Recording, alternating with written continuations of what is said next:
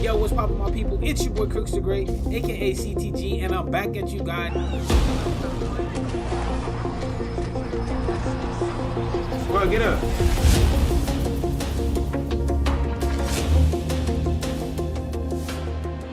Yo, what's good, my people? It's your big homie Crooks the Great, and welcome to UFC 5 101, How to Fight Like Ed Parker.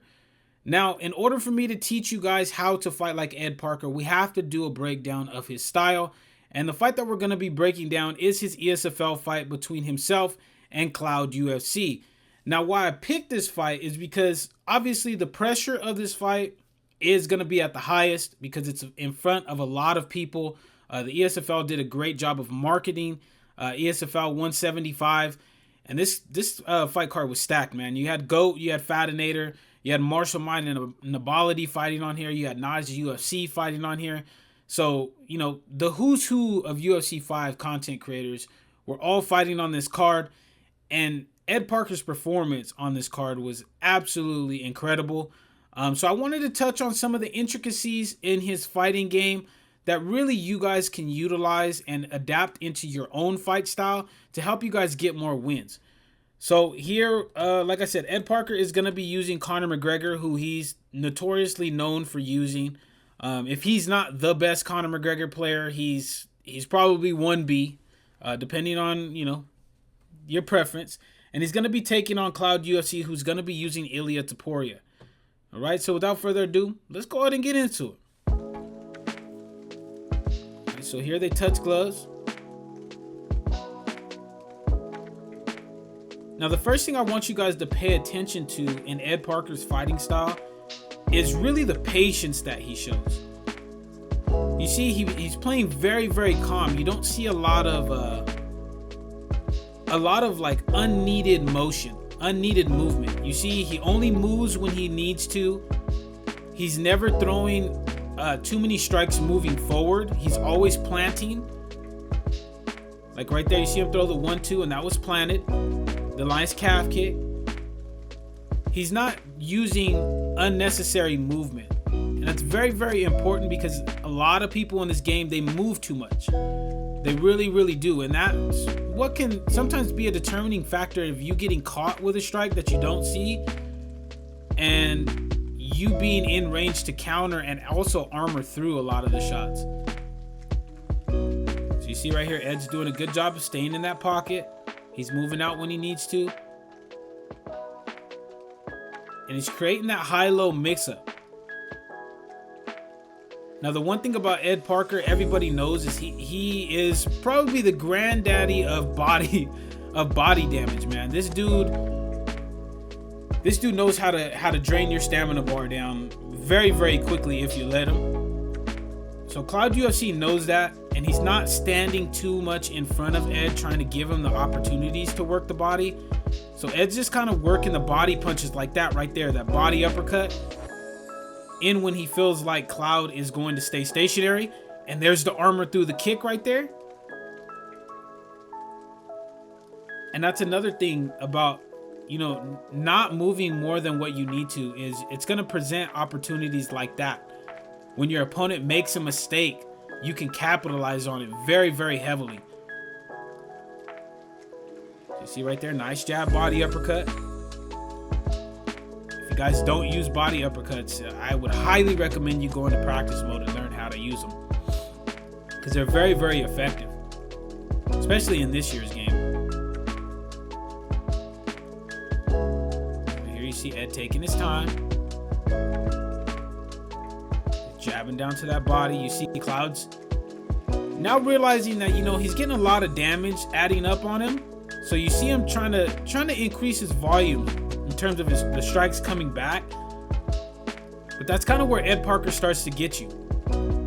He wants to get you throwing a high volume of strikes, so that way he could either counter or he could rip that body and it'll start draining your body health down even faster. Right there, nice rear roundhouse kick because he realizes they're in opposite stance. And that's the end of the first round. Now, all of those things that I just touched on for you guys right there in the first round, Ed really did a great job at doing. He stayed patient. He was moving in and out when he needed to, not when he didn't, just because for the fun of it. And he kept the pressure on. He made Cloud pay when he made a mistake. So right here you see Cloud trying to adjust to it. He's trying to mix up the rhythm of the way that the fight is going. So right there, nice jab. Oh my goodness, just ripping the body now. And this is where Ed really does some beautiful work. Is when the opponent knows that they're down in a round and he can kind of just start to play patient, being up in the fight. He starts to try to really hone in on that body. But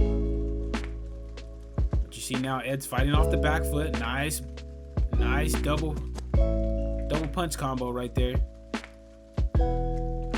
See him really just taking his time.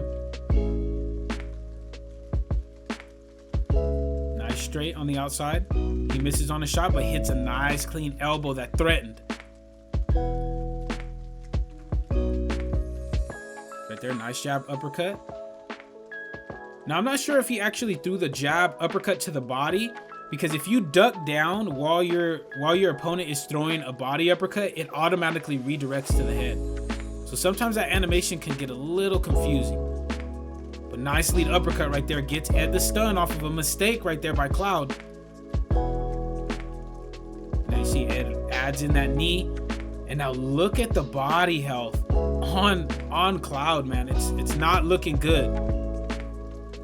And I want to pause it right here. This is textbook Ed Parker playstyle. And if you guys really want to get really good at striking in UFC 5, this game plan right here that you see Ed Parker employing is probably the best way to go. It's a very good strategy.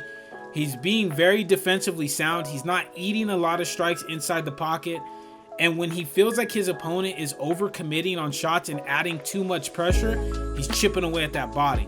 He's going with the jab body uppercut. You know, he's ducking with a nice jab to the body. He's just touching the body, not with crazy amount of combinations and stuff like that. He's just landing solid shots. He's landing solid shots, and then he's mixing in combinations up to the head to keep Cloud honest. The reason why Cloud hasn't really thrown any uppercuts of his own and been able to anticipate Ed going down to the body is because of the combinations that are coming back up to the head.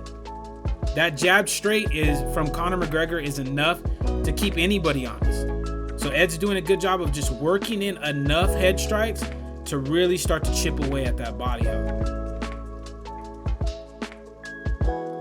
See right there, there's another straight. There's another, like, look at that combo, man. It's a thing of beauty. If you don't use high-low mix-up, ladies and gentlemen, you need to do it. Ooh. He's looking for a block counter right there. Block counters with Conor McGregor are nasty. Nice body jab. No, and there it is. There was that stunning shot. He caught Cloud hopping in, caught him with that nice rear body uppercut. Got that stun. So look at, even when he's getting a lot of damage, you see Ed just staying patient. He realizes what's going on. And this is where a lot of people make mistakes, man. They'll go buck wild. They'll just, oh man, I got him hurt. I got to go for the finish. But notice Ed is just still taking his time, not rushing the finish. He's sticking to the script. He's sticking to what got him here. Now he's mixing it up low-high. Nice teep kick, adding it in at the end of the combination when people don't anticipate that. Crafty veteran move. Ooh, nice feint down to the body. And that's the end of the second round. Now you see, all of the little things that we touched on have now all added up. Look at that uppercut that got him the stun. He's gotten the stun up to the head. He's done a lot of damage to that body. And now Cloud really is just, you know, at this point, you think what Cloud is probably thinking, like, I'm probably going to have to do something out of the ordinary, or Ed's going to have to make a mistake for me to get a finish in this fight, because Ed is pretty much just dominated from the opening bell. You see right there, nice 2-punch, nice jab uppercut. And he's just mixing it up while staying patient. You see him really just staying cool, calm, and collected. Nice jab to the body, nice straight to the body. And now he's just mixing in all of these different strikes, man. Now I want to pause it right here because I want you guys to notice something and go back and rewatch it if you didn't see what I'm about to say. Notice how Ed is not being very repetitive with the strikes that he's throwing. He's not going with the same 2 to 3 punch combinations. He's not going with the same 2-piece. He's not going with the same timing on the uppercuts to the body. He's mixing up his timing and his rhythm to keep Cloud off balance. And that's really what's allowing him to get away with so much punches to the body without getting countered. It's very, very crafty stuff. And this comes from like years of experience playing UFC. Mixing in combinations, not doing the same combo over and over and over and over and over again. And then because the more you do that, the more easily readable you are and the easier you are to counter. Now, mind you, he could set up a counter to a counter, but you run the risk of getting hit. So he's not even really putting himself at a disadvantage like that and really tempting fate. He's just mixing in all these different strikes. So if you guys don't do that, man, I would highly recommend you learn all kinds of combinations, because they really, really come into play, especially in high level fights like this. Look at the body jab, feinting to the body. Nice jab, jab, body straight. And he's just mixing up the tempo, man. Very, very tough stuff to deal with. And I can tell you from experience, man, it's not easy. That's why I be trying to tell people, even though I've beaten Ed Parker quite a bit, he's no joke. As you see him right there, knock Cloud down with that body uppercut. It's not easy. You can't let Ed Parker dictate the pace of the fight, because this is what it's going to look like. You see, Cloud is trying to catch him now, going down to the body by just throwing double uppercuts, but it's a little late for that, my friend. It's just taking his time. Nice lead hook. Nice body uppercut. Fake into a rear uppercut to the head. Knocks him down. And now he's going to... Ooh. Cloud did a good job of hitting that quick, man. Because if he didn't get that quick, he was going to get finished. Ooh, Ed's just applying pressure now. Now this fight's all but done, man. It really is. As long as Ed doesn't make like a ridiculous mistake, which he's still taking his time and not making mistakes, he's got this fight in the bag.